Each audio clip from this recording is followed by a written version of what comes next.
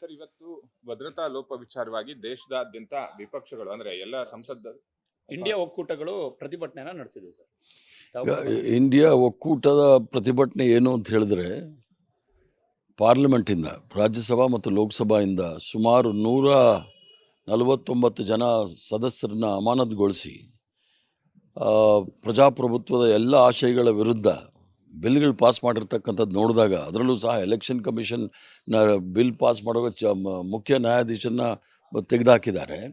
ಇವೆಲ್ಲ ಗಂಭೀರವಾದ ಚರ್ಚೆ ನಡಿಬೇಕಾಗಿತ್ತು.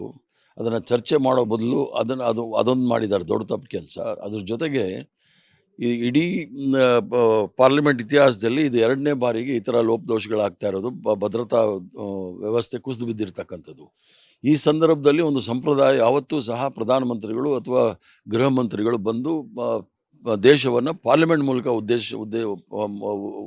ಮೂಲಕ ಭಾಷಣ ಹೇಳಬೇಕಾಗತ್ತೆ. ಇವರು ದೇಶವನ್ನು ಭಾಷಣ ಮಾಡ್ತಕ್ಕಂಥದ್ದು ಪಾರ್ಲಿಮೆಂಟ್ ಅಲ್ಲ, ಯಾವುದೋ ನೋಯ್ಡಾ ಚಾನಲ್ ಇಲ್ಲ ನಾರ್ತ್ ಕೊರಿಯಾ ಚಾನಲಲ್ಲಿ ಹುಡುಕಿ ಅಲ್ಲಿ ಅವ್ರನ್ನ ಜನರನ್ನ ಉದ್ದೇಶ ಮಾತಾಡೋದು ಸರಿ ಇಲ್ಲ. ಆದ್ದರಿಂದ ಇಂಡಿಯಾ ಅಲಯನ್ಸ್ ಇವತ್ತು ನಾವು ಇಡೀ ದೇಶದಲ್ಲಿ ಹಮ್ಮಿಕೊಂಡಿದ್ದೀವಿ. ಎಲ್ಲ ಜಿಲ್ಲಾ ಮಟ್ಟದಲ್ಲೂ ಸಹ ಭಾರತೀಯ ಜನತಾ ಪಾರ್ಟಿಯ ಸರ್ವಾಧಿಕಾರಿತನ, ಹಿಟ್ಲರ್ ಶಾಹಿಯ ವಿರುದ್ಧ ಪ್ರತಿಭಟನೆ ಮಾಡಿ ಏನು 149 ಜನಕ್ಕೆ ಅಮಾನತುಗೊಳಿಸಿದ್ದಾರೆ, ಅದರ ವಿರುದ್ಧ ಪ್ರತಿಭಟನೆ ಮಾಡಿರ್ತಕ್ಕಂಥದ್ದು. ಮೂಲ ಉದ್ದೇಶವೇ ಮೇನ್ ಆಗಿ ವಿಪಕ್ಷಗಳನ್ನ ಹೊರಗಿಟ್ಟು ಪ್ರಮುಖ ಮಸೂದೆಗಳನ್ನ ಪಾಸ್ ಮಾಡಬೇಕು ಅನ್ನೋ ಕಾರಣಕ್ಕಾಗಿ ಅಮಾನತು ಮಾಡಲಾಯ್ತು, ಅಥವಾ ಪ್ರಮುಖವಾಗಿ ಭದ್ರತಾ ಲೋಪಕ್ಕೆ ಕಾರಣವಾದಂತಹ ಸಂಸದರು ಅನುಮತಿಯನ್ನು ಕೊಟ್ಟಿದ್ರು, ಅವರನ್ನ ಲೋಕಸಭಾ ಸಚಿವಾಲಯ ಇದುವರೆಗೂ ಕೂಡ ವಿಚಾರಣೆಗೆ ಕರೆದಿಲ್ಲ, ವಿಚಾರಣೆಗೆ ಒಳಪಡಿಸಿಲ್ಲ ಅನ್ನೋದ್ರ ಬಗ್ಗೆ ಕೂಡ ಚರ್ಚೆ. ಲೋಕಸಭಾ ಸಚಿವಾಲಯ ಕರೆಯೋದು ಬೇಕಾಗಿಲ್ಲ.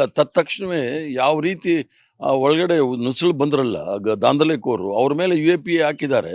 ಈ ಸಂಸತ್ ಸದಸ್ಯನ ಮೇಲೂ ಸಹ UAPA ಹಾಕಬೇಕಾಗಿತ್ತು.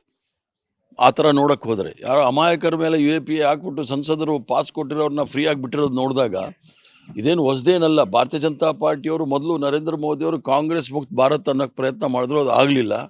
ಈಗ ವಿರೋಧ ಪಕ್ಷ ಮುಕ್ತ ಭಾರತ್ ಮಾಡಲಿಕ್ಕೆ ಪ್ರಯತ್ನ ಮಾಡ್ತಾ ಇದ್ದಾರೆ. ವಿರೋಧ ಪಕ್ಷದ ಮುಕ್ತಿ ಮಾಡ್ತಕ್ಕಂಥದ್ದು ನರೇಂದ್ರ ಮೋದಿಯವರಿಗೆ ಈ ಜನ್ಮದಲ್ಲಿ ಆಗೋದಿಲ್ಲ.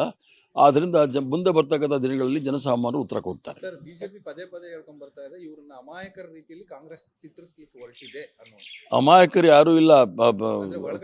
ಲೋಕಸಭಾ ಸದಸ್ಯ ಅಮಾಯಕ ಆದರೆ ಅವರು ದಾಂಧಲೆಕೋರರು ಸಹ ಅಮಾಯಕರೇ. ಕಾಂಗ್ರೆಸ್ ಪಕ್ಷ ಅವ್ರನ್ನೇನು ಚಿತ್ರಣ ಮಾಡಕ್ಕೆ ಹೋಗ್ತಾ ಇಲ್ಲ.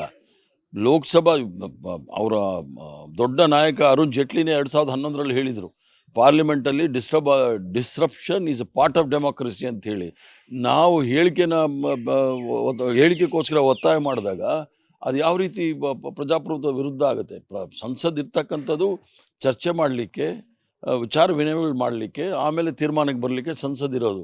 ಸಂಪೂರ್ಣ ಎಲ್ಲ ಆಶಯಗಳನ್ನು ಗಾಳಿ ತೂರಿದಾಗ ಪ್ರತಿಭಟನೆ ಮಾಡಬೇಕಾಗುತ್ತೆ. ಅಲ್ಲ, ಕರ್ನಾಟಕದಲ್ಲೂ ಕೂಡ ಇಂಥ ಲೋಪಗಳಾಗಿದೆ. ಕರ್ನಾಟಕ ವಿಧಾನಸಭೆಯಲ್ಲಿ ಒಬ್ಬ ವ್ಯಕ್ತಿ, ಅನಾಮಧೇಯ ವ್ಯಕ್ತಿ ಒಬ್ಬ ಬಂದು 1-1.5 ತಾಸು ಕೂತೋಗಿದ್ದಾನೆ. ಇದು ಭದ್ರತಾ ವೈಫಲ್ಯ. ಈಗ ಅದನ್ನು ತಕ್ಷಣವೇ ಹಿಡಿದು ಅವರೊಬ್ಬ ಅಮಾಯಕ, ನಾನು MLA ಆಗಬೇಕಾಗಿತ್ತು ಈ ಕ್ಷೇತ್ರದಿಂದ, ಅದಕ್ಕಾಗಲಿಲ್ಲ, ಬಂದು ಕೂತ್ಕೊಂಡು ಹೋಗಿದ್ದಾನೆ ಅಂತ ಹೇಳಿ, ಮತ್ತು ನಾವೇನು ಮಂಗಳೂರಲ್ಲಿ ಬಾಂಬ್ ಅವನು ತಲೆ ಸರಿ ಇಲ್ಲ ಅಂತ ನಾವೇನು ಹೇಳಲಿಲ್ಲ. ಅವ್ರು ಹೇಳಿದ್ರು ಗೊತ್ತಿಲ್ಲದೆ ಬಂದು ಕೂತ್ಕೊಂಡಿದ್ದೀನಿ ಅಂತ ಹೇಳಿದ್ರೆ ವಿನಃ ಬೇರೆ ಏನೂ ಅಲ್ಲ.